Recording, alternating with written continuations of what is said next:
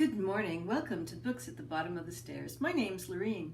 It's surprising to me that this September it turns out I have less content than I do in the summer when I'm on vacation. I guess the difference is I have, I don't know how many books I take with me on vacation, and I'm devoted to reading, but I don't have electronics, so I always think I don't have a lot of content. But here I am with all the technical stuff I need, and I've hardly been reading at all. I have been a little bit disappointed in several of my books, and I'm going to DNF them, which I guess I'm usually pretty comfortable DNFing a book, but I'm disappointed. I looked forward to these books, and this one in particular, Gideon the Ninth, by Tamsin Muir. All my buddies have gone, oh, that's wonderful, that's wonderful. And it was on my holds list for yonks. I don't know why it took so long for it to come in, but it did. And so, I really was quite looking forward to it. It is a science fiction book, well, fantasy. And we've got two girls who are sort of late teens. One is Harrow and the other one is Gideon. Gideon being the main protagonist. And they were raised on a planet, the ninth planet. And this world is comprised of necromancers, and they need to use death energy in order to perform their magic. And yeah, that's okay. That's fine with me. I am on page 58, and all Harrow and Gideon have done is bicker. And bicker and bicker and bicker, and on the same topic. They haven't even changed topics. So it's I'm sort of thinking I should give it a little bit longer, but I don't know. It seems like the plot has been set up, and with their bickering and they're challenging each other, and neither one of them wants the other to succeed, and they're fairly active in sabotaging the other. I just feel like I know where we're going. I could be wrong, but it's just not ringing any bells for me. And I like fantasy as a rule, so that was a bit disappointing. Plus, it was a different kind of fantasy, so I thought that would be kind of cool. And the world is interesting. The characters just can't seem to get over themselves. The other one I'm letting go of is A Pinch of Poison by Alyssa Maxwell. And again, I'm disappointed. This is a cozy mystery. And, I like a cozy mystery once in a while. This is the third one I'm reading in the series. It's the second in the series, but the third book for me. And it's too much the same. It's pretty much the same mystery, and the characters are pretty much the same. And there's just minor growth points for Lady Phoebe. Eva is much of the same. Everybody else is much of the same. And there's a budding romance between Phoebe and, Lord Owen, I guess his name is. And I'm reading it a chapter at bedtime, and I'm on chapter 8, and I don't remember. I don't know if it's because it's, I'm reading it one chapter at a go, or if it's there's just no tension in the story. So yeah, I think it primarily there isn't a lot of tension here. I still recommend this as a cozy mystery. I think the characters are nice, the settings are nice, the time frame is nice. There are the death that we see is fairly quick and painless for the viewer, not so much for the victim. But I just think maybe I need to space these out more, kind of grab them as I see them as opportunistic books. But just reading them in one after another, it's just not, the bells aren't ringing for me. Now this one, I'm going to give it another chapter, but I have my doubts. Dear Mrs. Bird by A.J. Pierce is also something that's been on my holds list for ages and ages. And the people that recommended it are solid recommenders. So I think for me, especially in comparison to those two books, maybe if I let those two books, this character will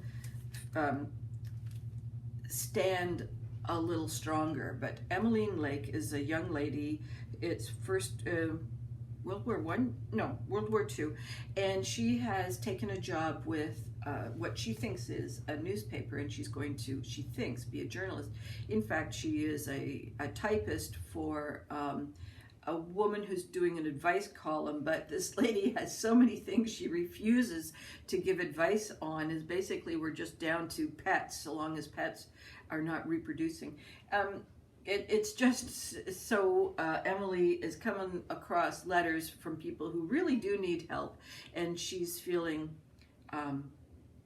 I'm just at the moment where she's read a letter and she's tucked it into her purse, and you can see where that's going. She's going to answer these herself. I don't know exactly how it's going to go, but I don't think it's going to be a deep penetrating plot.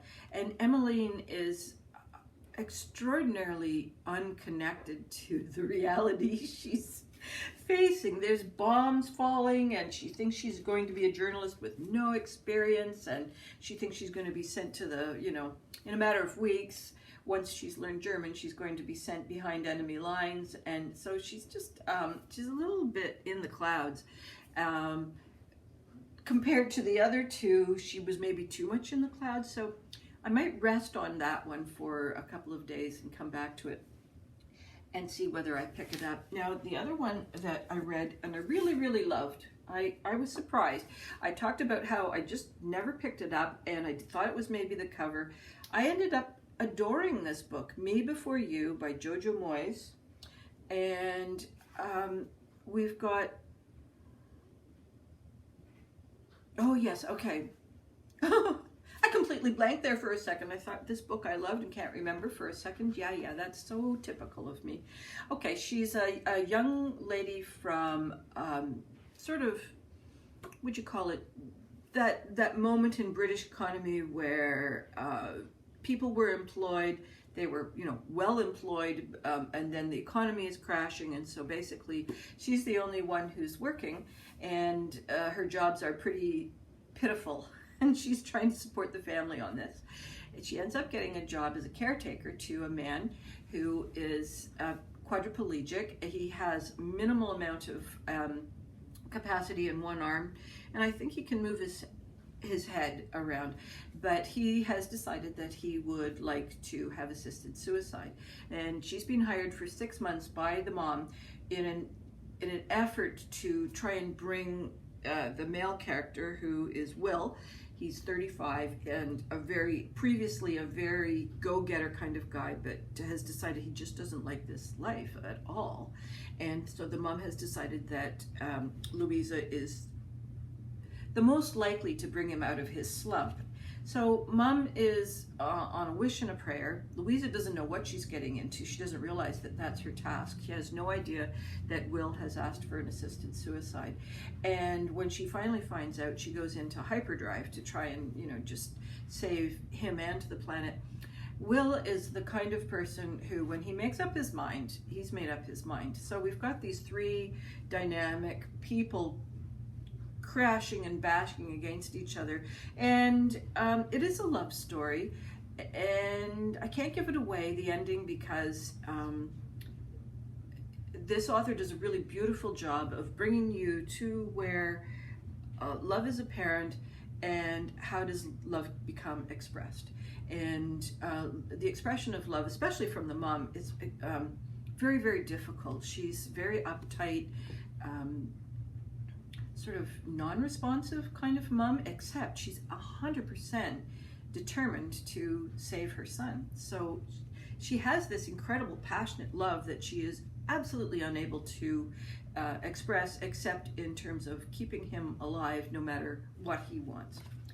And then Louisa is just this kind of gregarious, outward expressing person who's had some trauma in her life, and it catches her up from time to time.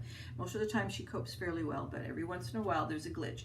And then there's Will, who's completely dependent on caregivers and not able to make any decisions for himself beyond, color of the shirt that he gets to wear that day. And he was someone who did extreme sports and ran a successful business company. And yeah, so it's a very interesting trio of characters, and I super, super duper recommend this. It was written, let me see, it was written in 2012. And one of the things I didn't do was check and see whether she has written other things. I'm sure there's one called Honeymoon in Paris, That would have been sort of 2013, 2014. So I'm assuming that there are other books, and so I think this is an author to follow, which is what I plan to do. I do have quite a stack of books here, as you can see. That was for September, and there's no way. There's just no way. But that's what frustrates me about a book that I've looked forward to for so long, and then it just turns out to be a dud, and I think I've got all these others. Ay, ay, ay, ay. So I'm going to get back to this. I'm looking, I don't even know which one I'm going to start with. I did not start Thomas King. I know, I predicted it. Those other ones came in, and you know, anyways, life moves on. It's been a weird month in some respects. My daughter was here, and it was a lovely, lovely visit. She really is a great person to have around.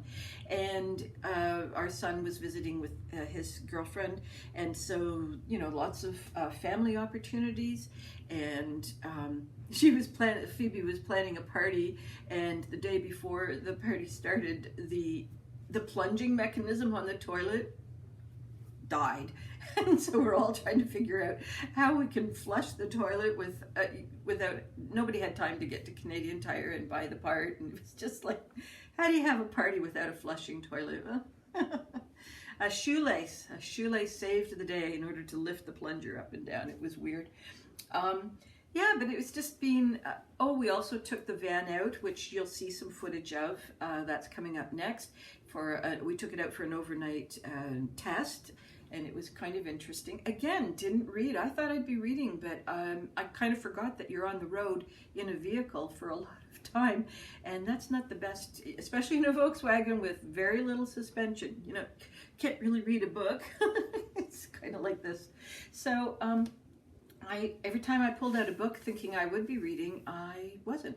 So I guess part of it is transition month. We usually have September as a big transition month, and with Phoebe being here and trying to do a bit of camping and so on, it was even more action-packed than usual. Well, anyhow, I don't know what's going to follow. I took some footage while we were with the van, and I hoped to do a vlog while we were camping, and I realized that at the moment, I really suck at that particular, I see other people do it, but that particular task just seems to be out of my grasp.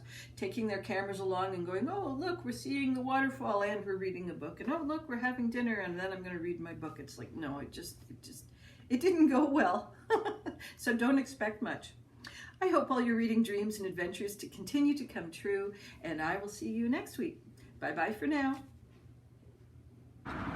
Well, welcome to Books at the Bottom of the Stairs. We're going on a road trip in our Volkswagen van.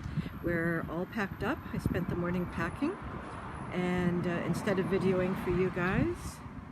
And so we're headed out to Graves Islands Provincial Park, which is in Nova Scotia. And we got pretty much everything in. We're only packing for one night, so it's just like, you know, 6 cookies instead of the entire package of cookies. So we'll have to figure out how to actually fit everything in.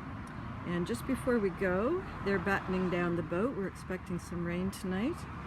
And one of the things I just learned as I'm about to do this traveling with books experiment, is you gotta turn the video on when you think you're videoing. I missed the whole thing of the spars coming down, and don't tell them, they're gonna be disappointed. We're underway, headed for exit 7.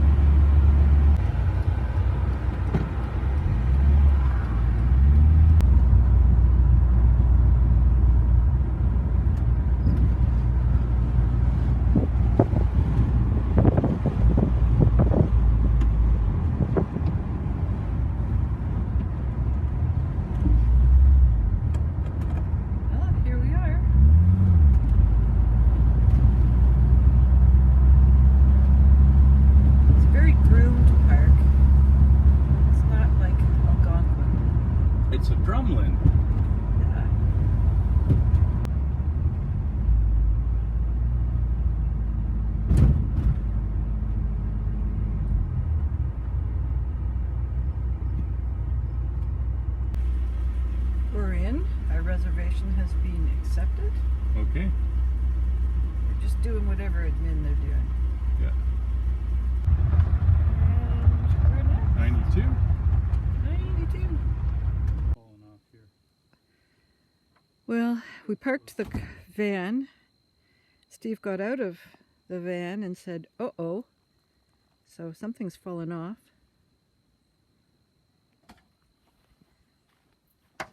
What fell off?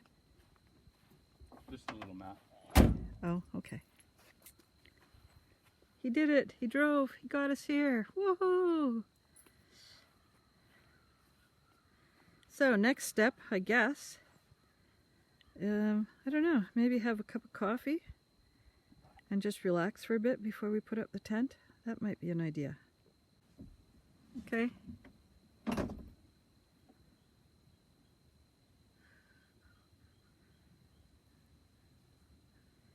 Listen to those crickets. That's great.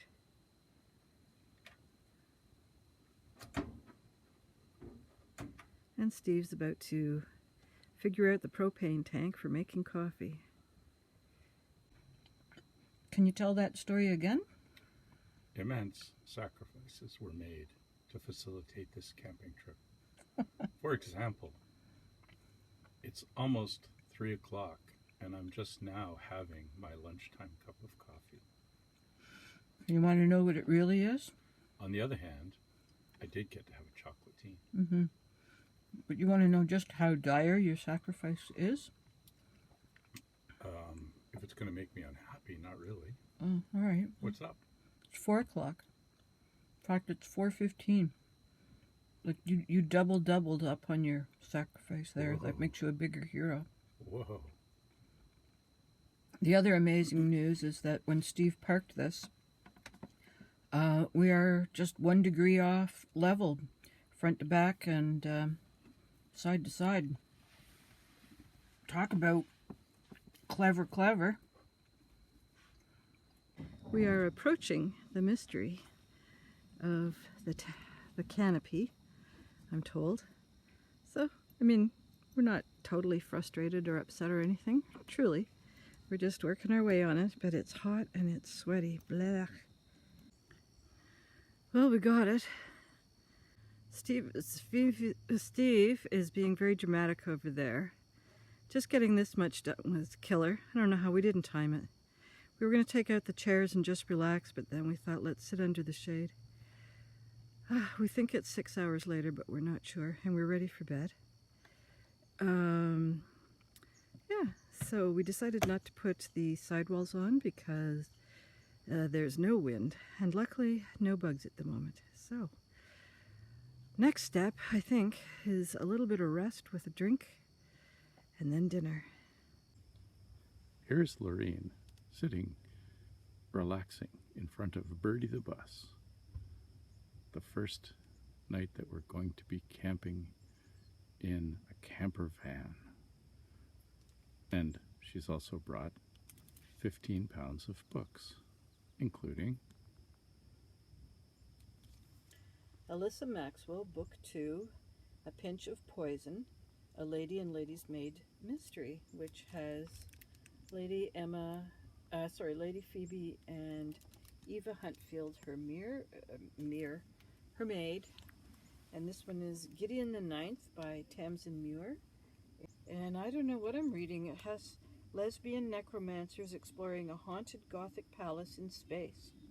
Decadent nobles vie to serve the deathless emperor. Skeletons. So it's actually kind of creepy right now. The home planet seems to produce leaks and skeletons. We'll see what happens. Doesn't feel like a campfire book. So that's why I brought the other one, because it's a little less potent. And no, it's not 15 pounds. It's just 2 books. And as we sit here, we can hear a pheasant rummaging around in the shrubberies that surround the camp. The sun is setting. It's cooled off a little bit. There's the prrr, prrr of the pheasant. He's very coy. just keeps dancing around. He's got all around us, and he sneaks through and goes purr purr and creak creak. What a guy. Yep. Right, so Steve is about to make us our nighttime coffee for him and chamomile tea for me. And it's just turning 8 o'clock. We're going to listen to the ball game in a few secs. Well, that wasn't too bad. I thought the bed was pretty amazing and really enjoyed the mattress. Very, very comfortable. And slept fairly well through the night. It was difficult falling asleep because, you know, strange bed, strange environment. But we both conked out fairly quickly. We got up fairly early and have just been puttering around, figuring out how all the bits and pieces work. I only read 2 chapters of A Pinch of Poison, and since this is a book blog, it's a vlog instead of a camping one, I should say that I think it's a great book for if you just want to de-stress or downtime, or in my case, just before bedtime. I'm reading a chapter before bedtime. And it's quiet enough that, like, the murder has already taken place, and it was pretty graphic-less. So that was all right. The other book, I just had a feeling that it was going to be a little too in the opposite direction, with its skeletons coming up through the ground and people's bones ossifying. So yeah, that was not my idea of a good beginning or a good bedtime story. So, let's see. I'm not really showing you anything that you didn't see yesterday. It's foggy and drizzly, but it's starting to clear. And toodaloo for now.